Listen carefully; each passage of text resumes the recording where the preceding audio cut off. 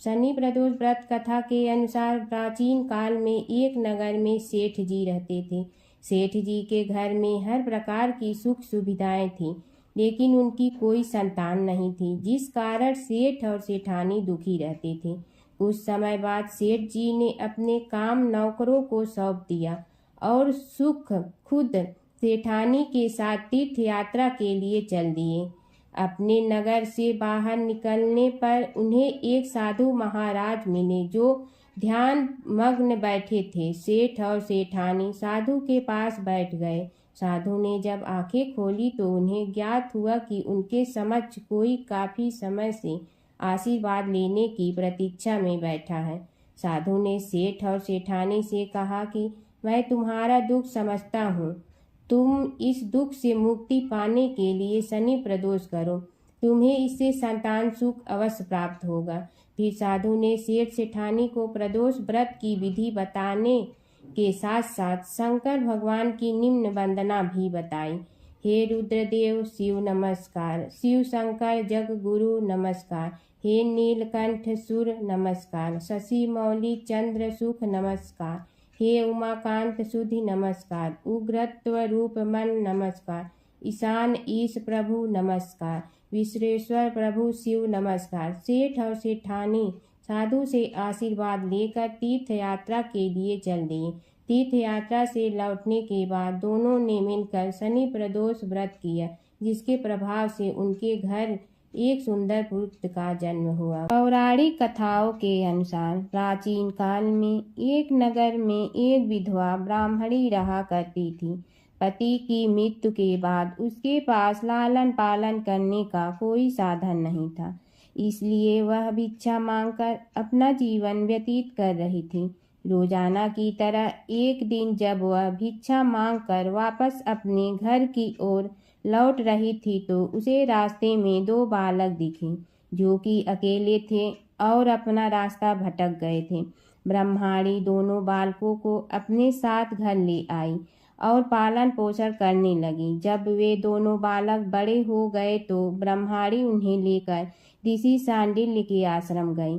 वहां जाकर ब्रह्माणी ने ऋषि शांडिल्य से अनुरोध किया कि वह अपने तपोबल से बालकों के बारे में पता लगाए, और ऋषि ने ब्रह्माणी का स्वच्छ मन देखकर उसकी बात मान ली।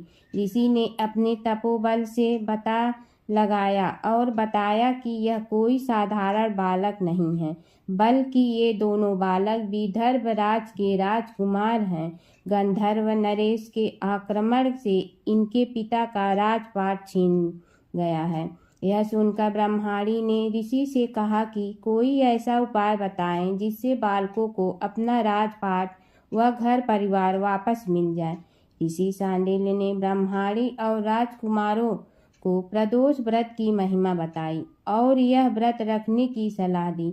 ब्रह्माणी और दोनों राजकुमारों ने विधि विधान से प्रदोष व्रत करने लगे।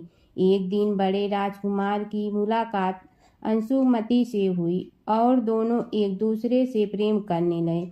इसके बाद ब्रह्माणी ने अंशुमति के पिता से विवाह की बात की तो वह मान गए और दोनों का विवाह हो गया। अंशुमति भी एक राजा की पुत्री थी और उसके पिता के सहयोग से दोनों राजकुमार ने गंधर्व पर हमला किया और उनकी जीत हुई, जिसके बाद दोनों राजकुमारों को अपना सिंहासन वापस मिल गया और गरीब ब्राह्मण को भी एक खास स्थान दिया गया, जिससे उनके सारे दुख खत्म हो गए।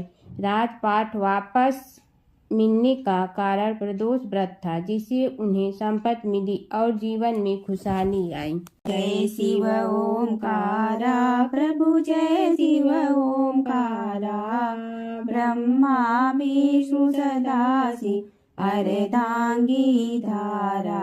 जय शिव ओंकारा, एकानन चतुरानन पंचानन राजे, हंसासन गरुड़ासन वृषवाहन साजे।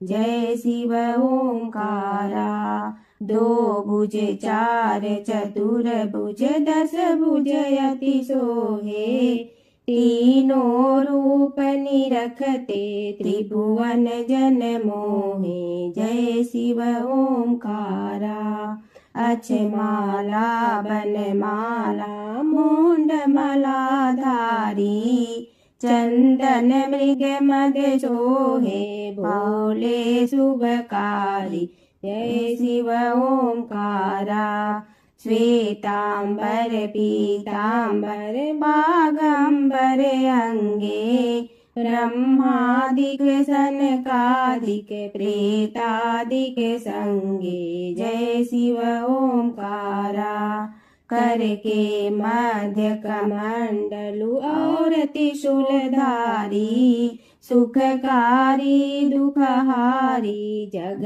पालनकारी जय शिव ओंकारा ब्रह्मा विष्णु सदा शिव जानत अविवेका प्रणवाक्षर में शोभित ए तीनों एका जय शिव ओंकारा त्रिगुण स्वामी जी की आरती जो कोई नर गावे कहत शिवानंद स्वामी मन वांछित फल पावे जय शिव ओंकारा प्रभु जय शिव ओंकारा।